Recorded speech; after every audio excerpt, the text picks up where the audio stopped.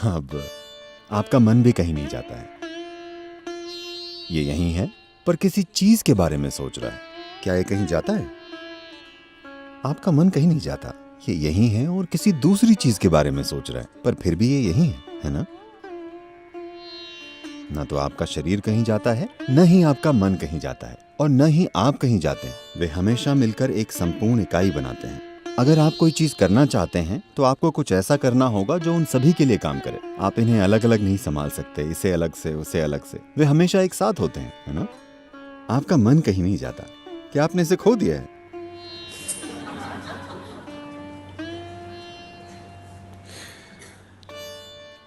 बात बस इतनी है कि आप अपने मन की कल्पनाओं से धोखा खा रहे हैं।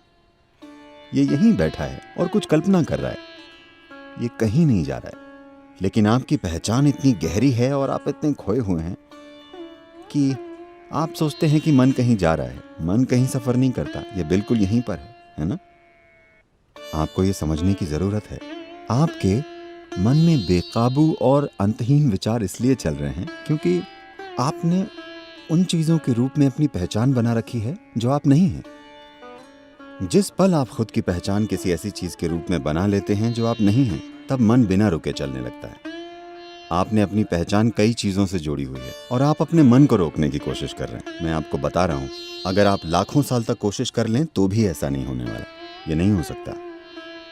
अगर आप अपनी गलत पहचानों को मिटा देते हैं, तब आप इसी पल देखेंगे कि आपका मन एक दर्पण की तरह होगा। ये कुछ नहीं कहेगा, बस हर चीज को परावर्तित करेगा। मन को ऐसे ही होना चाहिए। आपका मन एक ऐसा साधन है जो तभी सबसे अच्छा काम करता है जब इसमें स्पष्टता हो, है ना? ऐसा ही है ना? आपका मन यहां हर तरह की काल्पनिक चीजों के बारे में सोचने के लिए नहीं है। वो जीवन में एक भटकाव है। आपका मन आपको जीवन में स्पष्टता और गहराई देने के लिए है। लेकिन अभी आपका मन बस उलझन का एक भारी पुलिंदा है, सिर्फ इसलिए क्योंकि आपने कई ऐसी चीजों के रूप में अपनी पहचान बना ली है जो आप नहीं हैं, और अब आप इसे रोकने की कोशिश कर रहे हैं। इसे रोक कर रखने का कोई तरीका नहीं है। आपने बहुत बुरा खाना खाया और अब आपके पेट में गैस बन गई। आप उसे रोक नहीं सकते। आपने खराब खाना खाया है, नतीजा आ गया है। आपने गलती की कि कई चीजों के साथ अपनी पहचान जोड़ ली। अब ये लगातार चलता जा रहा है। आप इसे रोक नहीं सकते। इससे कोई फर्क नहीं पड़ता कि आप क्या करते हैं। आप भगवान के बारे में सोचिए, भगवान खुद आपको कई जगहों पर ले जाएंगे। अब आप यहाँ बैठे हैं और ध्यान करने की कोशिश कर रहे हैं, पर आप सोच रहे हैं कि अपने बार या रेस्टोरेंट या दोस्त या सिनेमा या किसी और चीज के बारे में। अब लोगों ने आपसे कहा भगवान के बारे में सोचो, सब ठीक हो जाएगा। अगर आप राम या कृष्ण के बारे में सोचते हैं तो आप पाएंगे आप राम के साथ सिनेमा जाएंगे। मन की प्रकृति ही ऐसी है। राम खुद आपको बार में ले जाएंगे, राम खुद आपको रेस्टोरेंट ले जाएंगे। आप इसे रोक नहीं सकते क्योंकि आपने खुद उन चीजों के रूप में अपनी पहचान बना रखी है जो आप नहीं हैं। कोई तरीका नहीं है इसे रोकने का। तो यहां जो किया जा रहा है वो आपके मन को काबू में करने के लिए नहीं है। ये उस बारे में जागरूकता लाने के लिए है कि आप क्या नहीं हैं। अभी सबसे पहले आपकी सबसे बुनियादी पहचान आपका शरीर है।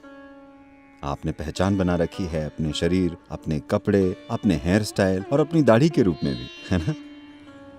बहुत गहरी पहचान है ना? आपकी पत्नी, आपके बच्चे, आपका परिवार, आपकी शिक्षा, आपका धर्म, अनगिनत आधारों पर पहचाने। इन सभी पहचानों के साथ आप एक शांत मन चाहते हैं। ऐसी कोई चीज नहीं होती।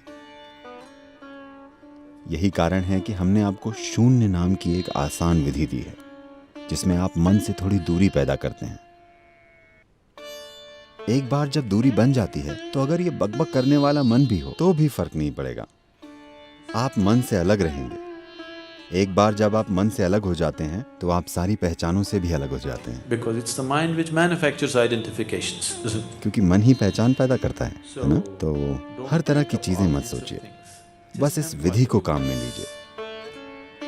तब चीजें होंगी, वो चीजें होंगी जिनकी आपने कल्पना भी नहीं की थी।